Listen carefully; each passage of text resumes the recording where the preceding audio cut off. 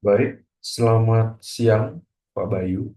Perkenalkan nama saya John Tanael dan saya pada kesempatan kali ini saya akan menjelaskan apa yang saya dapat dari materi pembelajaran pada sesi 4 yaitu Natural Language Processing.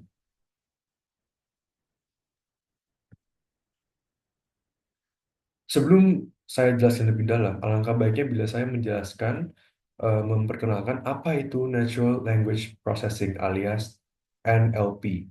Nah, NLP itu merupakan bagian dari kecerdasan buatan alias AI. Nah, tujuan dari keberadaan bagian tersebut adalah untuk memampukan komputer dalam berkomunikasi dengan manusia menggunakan bahasa yang dipakai manusia dalam aktivitas kesehariannya. Nah, teknologi ini dapat membantu sistem untuk mengenali makna dan konteks di balik kata dan kalimat tersebut secara mendalam.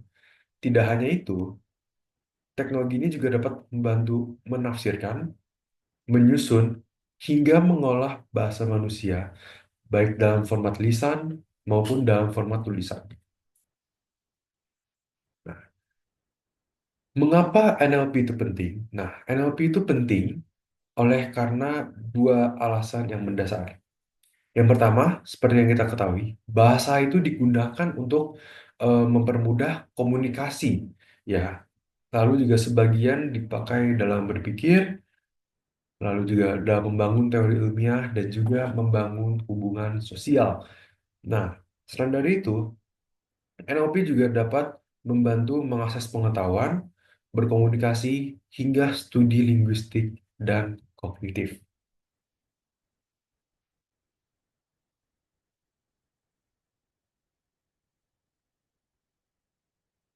Di sini terdapat beberapa produk ya yang memakai NLP.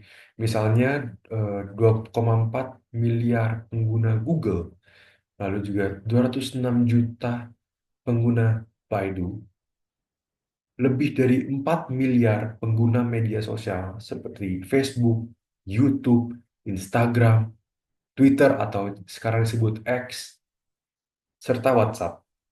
Lalu juga terdapat 180 juta pengguna ChatGPT dan 712 juta kunjungan ke Google Translate. Dalam NLP itu terdapat dua komponen utama. Ya. Yang pertama adalah Natural Language Generation atau disingkat sebagai NLG. Nah, NLG ini merupakan sebuah proses di mana mereka membuat teks yang berasal dari data terstruktur. Jadi dari data mereka rombak, mereka convert, mereka simpulkan data tersebut menjadi teks.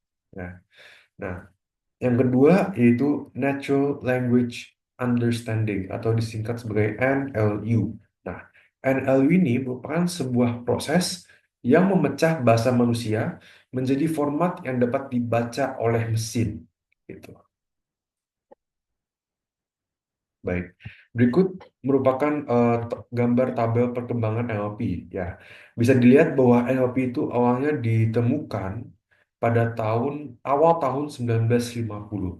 Ya, jadi semakin waktu berjalan, eh, teknologi semakin berkembang, semakin berevolusi hingga pada tahun 2019 sampai pada saat ini terdapat sebuah NLP yang dipakai yaitu Large Language Models. Di sini Large Language Models atau disingkat sebagai LLM memiliki beberapa fitur utama. Ya, fitur tersebut adalah yang pertama, mereka dia memiliki kemampuan dalam memahami dan menghasilkan teks yang relevan dengan konteks. Lalu mereka juga dapat menyesuaikan model untuk tugas tertentu setelah pelatihan awal pada dataset besar. Serta mereka juga dapat bantu meningkatkan kinerja dengan lebih banyak data dan ukuran model yang lebih besar.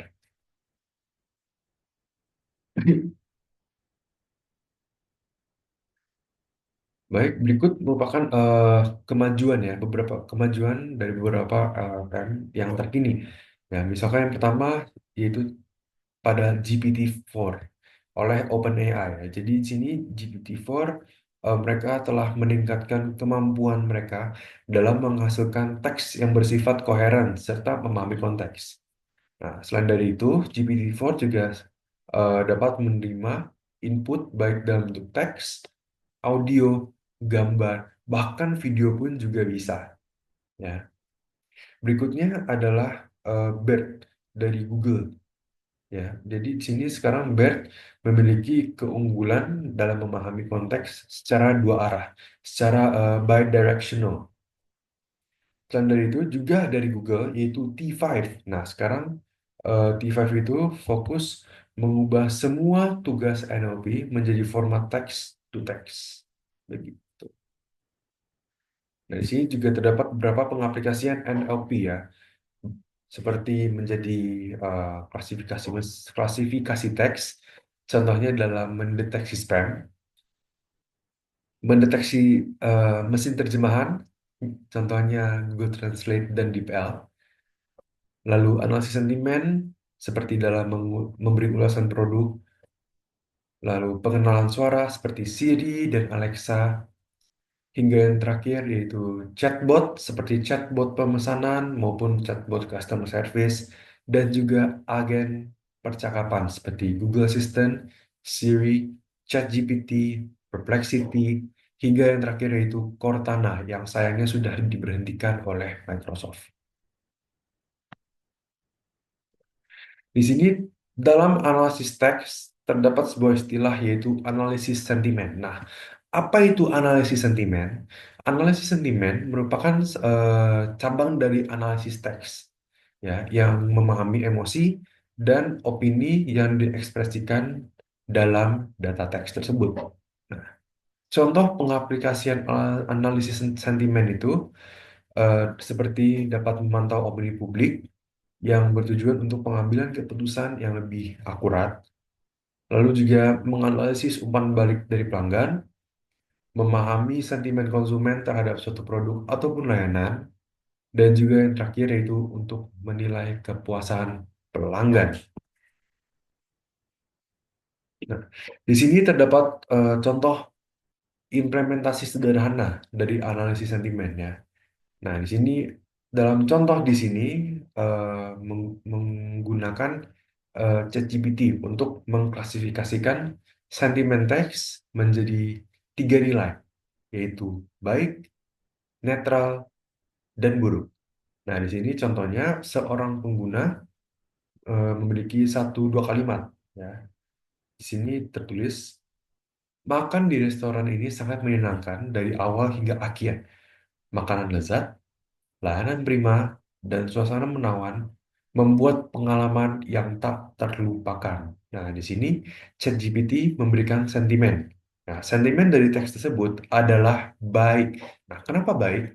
Karena jelas dari kalimat yang diucapkan oleh pengguna tersebut menyatakan bahwa karakteristik atau komplimen-komplimen yang diberikan itu bersifat baik begitu. Nah, di sini juga terdapat beberapa contoh alat analisis sentimen ya, khususnya untuk media sosial.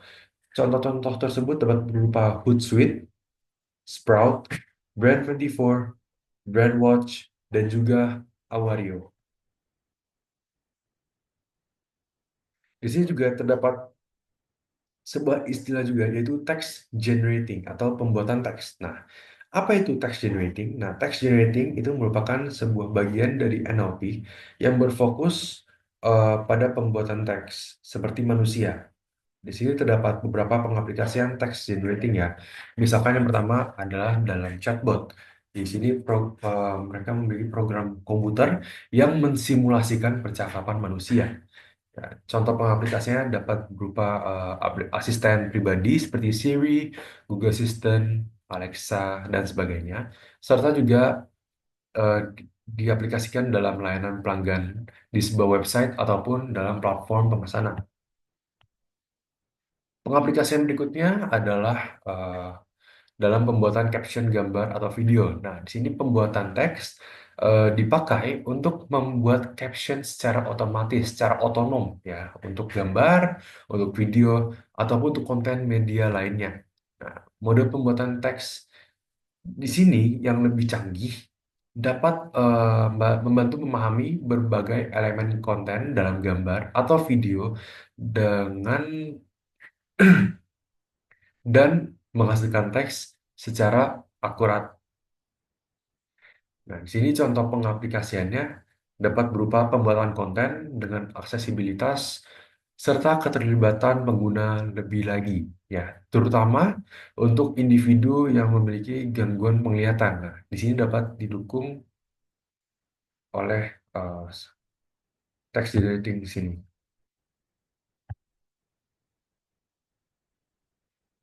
Yang ketiga yaitu terjemahan mesin. Ya, di sini terjemahan mesin memiliki proses yang menerjemahkan teks secara otomatis dari suatu bahasa menjadi bahasa lain menggunakan algoritma komputer. Nah, di sini eh, terjemahan mesin mendukung berbagai jenis bahasa, ya, terkhususnya bahasa yang digunakan secara luas, seperti bahasa Inggris, bahasa Spanyol, bahasa Prancis, hingga bahasa Mandarin pun juga dipakai. Di sini terjemahan mesin ini menjadi semakin lebih akurat ya berkat kemajuan kecerdasan buatan dan juga dataset yang lebih besar. Yang terakhir yang tak terlupakan yaitu dalam ringkasan teks. Nah, ringkasan teks ini mereka memiliki proses yang menyimpulkan informasi yang panjang dan kompleks yang rumit menjadi lebih singkat ya. Jadi mereka menyaring intisari dari informasi tersebut.